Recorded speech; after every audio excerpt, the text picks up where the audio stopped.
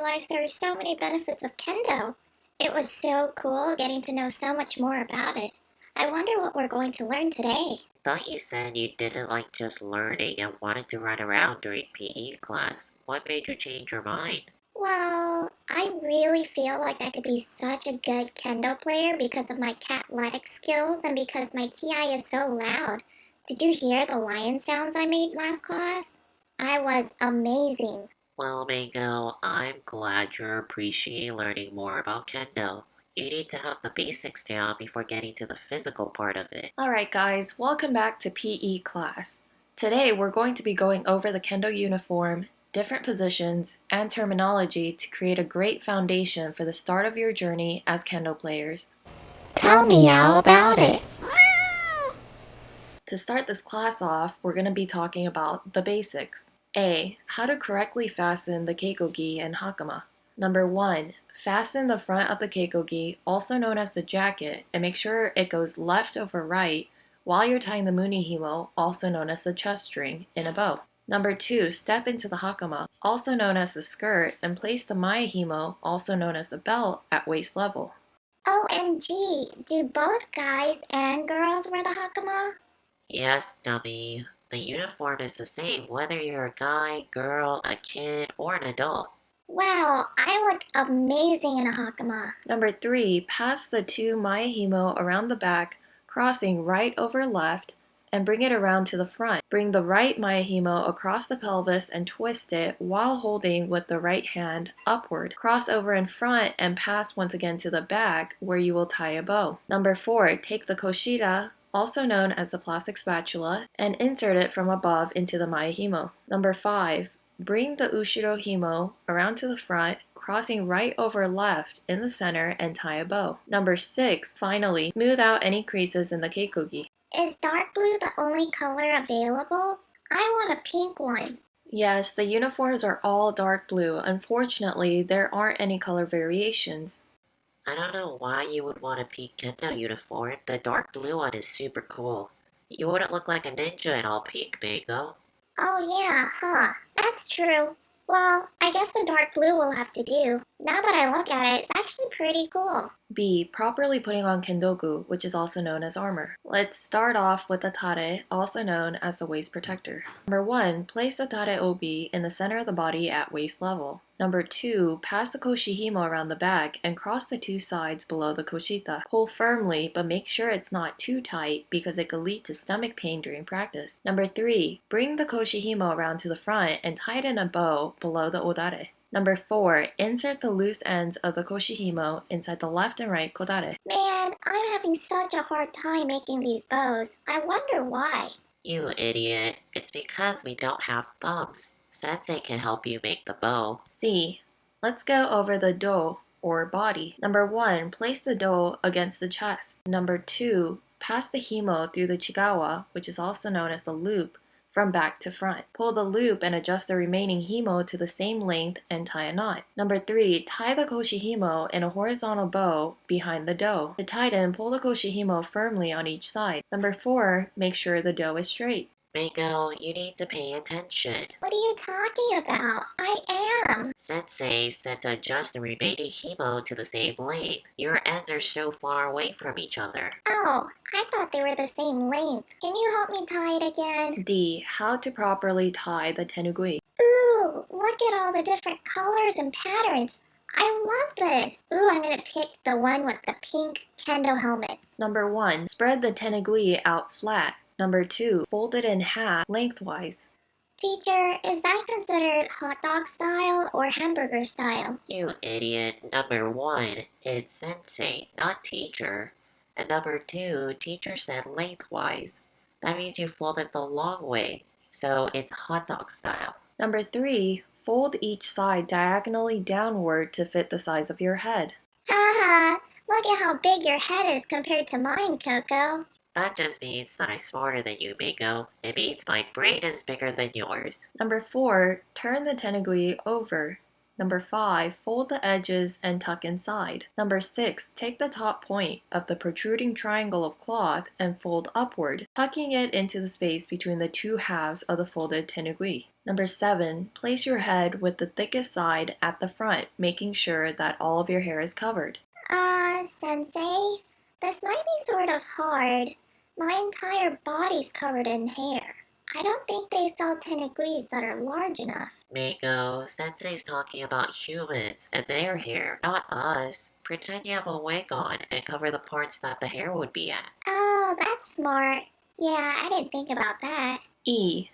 How to put on the men, also known as the headgear. Number 1, holding the men himo between the thumb and forefinger of each hand, push both sides of the men button, the cloth part, outward. Number 2, the men should fit snugly on your lower jaw and forehead. Number 3, pull each men himo firmly to the left and the right and tie in a bow behind your head. The bows should be of equal length to the strings. Take care to make sure that the men himo are not twisted and arrange them side by side. They should be no more than 40 centimeters from the knot after securing the bow. F. Last but not least is the kote, also known as gloves. 1. Always put on the left kote first. The armor is now complete. Good job, guys. One thing to note, though, is that there will be space between the domune and the tsukidare, which is also known as the throat protector. Ooh, yay, we look so cool. We do. We look like we're ready to jump straight into practice. Alright, moving on, we're going to be talking about positions. So sitting, standing, and respectful behavior in Kendo is formal etiquette. There's also the etiquette of the heart, which is the notion of approaching Kendo with an open and frank attitude with the aim of self-improvement. So A. Sitting and standing. Number 1, kneel from your left knee. Number 2, rise from your right knee. B. The sitting bow. Number 1, sit down by kneeling on your left knee and tucking both legs under you. Number 2, place the men in your lap and untie the men himo. Number 3, place the shinai down on your left side with the suba level with your kneecaps. Sensei, I have a question. Where's the suba on the shinai? That is a great question, Coco.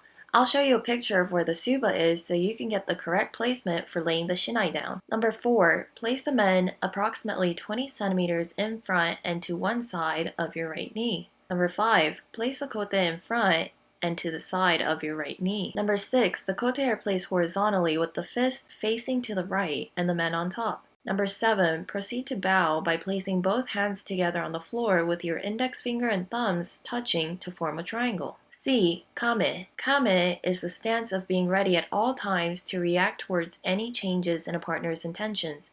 In Kendo, there are 2 types of kame. Number 1, kame of the spirit, kokorogame, is the state of being mentally and spiritually prepared for things before they happen. Number 2, kame of the body, migame, is the posture adopted physically to move in and strike something that is coming to attack. Ooh, I have great kokoro kame. I'm always so prepared mentally all the time. Like, I'm always prepared to catch a mouse and to move out of the way when someone tries to attack me. Boo! Ah! You scared me. I wasn't expecting you to jump out and scare me. Well, I guess you need to work more on both the kokorogame and the migame. Chudan no kame.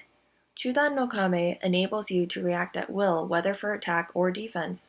It's also known as the middle guard position. Number 1, grip the sukagashira, the top of the hilt, with your left hand, and grip the subamoto with your right hand. Number 2, the suru faces upward and the shinai should be gripped from the top so that the area between the index finger and thumb of your left hand comes above the line of the suru. Number 3, the shinai should be gripped with the middle, third, and pinky fingers of the left and right hands. The pinky fingers should have the strongest grip, while the thumbs and index fingers rest lightly. Number 4, the height of the kensen should be placed on an imaginary line that runs out from the end of the shinai to your partner's throat. Number 5, the left hand is placed at the center line of the body, so an imaginary line running out from the base of the hand would pass through the stomach and divide the body into 2 equal parts. Number 6, the left hand should be positioned the distance of one clenched fist in front of and below the navel. Ooh, Sensei, is this correct? Yes, Manga, you're doing really well. That's a great representation of the Chudan no Kame. Kame of the feet. Number 1, both feet should point forward in a straight line with a gap of about 10 centimeters between them.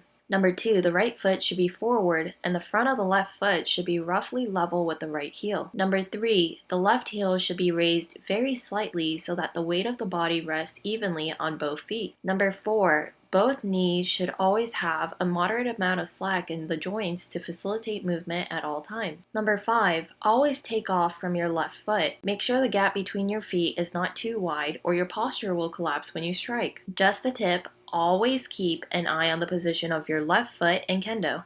Left, left, left. Foot, foot, foot. Position, position, position. What are you doing, Mango? I'm trying to memorize that the left foot position is important in Kendo. I don't want to forget it. D. The standing bow. Number 1. The standing bow should be performed at a mae of 9 paces. 2. Each player should then advance 3 paces and adopt the sonkyo position. Note that the kensen should not come into contact at this time. Moving on to the last subject of today, we're going to be talking about terminology. To review the terminology that was brought up in the video, let's go over them. Mango and Coco, can you take turns to read each one and what they mean? Sure. Okay, let's see. Number 1, Keikogi. This means jacket. Number 2, Munihimo. This means chest string.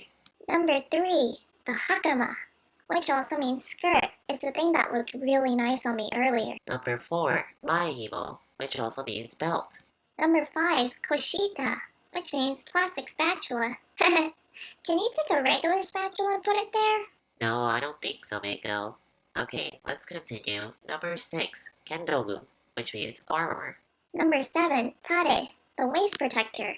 Number 8, Do, which means body. Number 9, Chigawa, which means loop.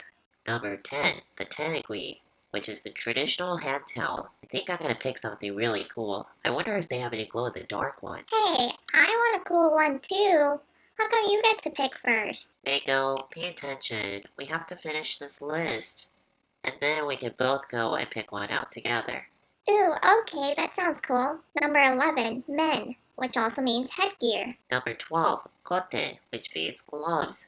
Number 13, the Sukidare, throat protector. Great job, guys. That was some great terminology you guys went over. Hopefully you helped the rest of the class. Now, who's ready to go grab some tenaguis from the store? Me! I'm so excited! Yay! Thank you guys for watching this video. To watch the next part and learn more about Kendo with Coco and Mango, like, subscribe, follow, and comment. See you guys next time.